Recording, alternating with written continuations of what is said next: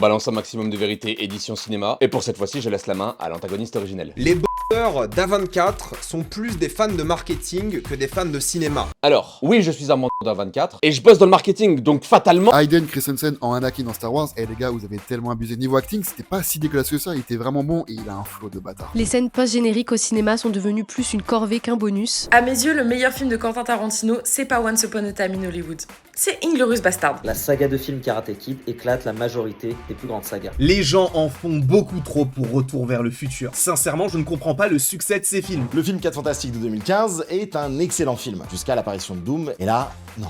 Ça devient une catastrophe. Ceux qui se sentent obligés de dire on dit cinéphage, pas cinéphile, vous cherchez juste à faire vos intéressants. Le meilleur Batman au cinéma, c'est Ben Affleck, en tant que Batman et en tant que Bruce Wayne. Je veux rien entendre. Thunderbolts ou les nouveaux Avengers d'un point de vue purement cinématographique est le meilleur film du Marvel Cinematic Universe. Les comédies musicales sont beaucoup trop sous-cotées au cinéma et non, ce n'est pas gênant de voir des gens chanter leur vie. Pour moi, le meilleur film Spider-Man, tout Spider-Man confondu, c'est Spider-Man 3. Si vous avez vu un film en VF, la vérité est que vous ne l'avez pas vu. Bon, ok, Avatar, visuellement, c'est incroyablement beau. Par contre, en termes de scénario, tu me mets devant Arte pendant 4 heures, c'est pareil. À mes yeux, en termes de plot, la plupart des animés détruisent les films qui sortent depuis ces dernières années. Tom Holland n'est pas un très bon acteur. C'est juste le mec qu'on rêve tous d'avoir en meilleur ami. Non, les journalistes dans les projections presse ne se tiennent pas mieux que les spectateurs lambda au cinéma. Jurassic Park s'est éclaté. Sinners est un film qui va au moins marquer la prochaine décennie. Arrêtons de croire qu'un film doit forcément faire pleurer ou avoir une fin triste pour être grandiose. Pour moi, la série Andor est surcotée parce qu'en fait, je pense qu'on la compare à d'autres séries Star Wars. Shutter Island a l'un des pires twists de l'histoire du cinéma et aussi l'un des pires films de Martin Scorsese. Si vous vous sentez obligé de faire une vidéo réaction de 2 heures sur un TikTok cinéma de 2 minutes, c'est que vous n'avez absolument aucune inspiration. Scarface est surcoté. Les personnes qui insultent le physique de Bella Ramsey pour son rôle dans The Last of Us, sachez que de une, vous êtes vraiment des grosses merdes, et de deux, c'est juste que vous n'arrivez pas à la sexualiser. Pour moi, le meilleur film à plot twist de tous les temps, c'est pas Fight Club, c'est pas Shutter Island, c'est Old Boy, les gars. La phase 4 et la phase 5 du MCU sont du même niveau que la phase 1 et la phase 2. La seule différence,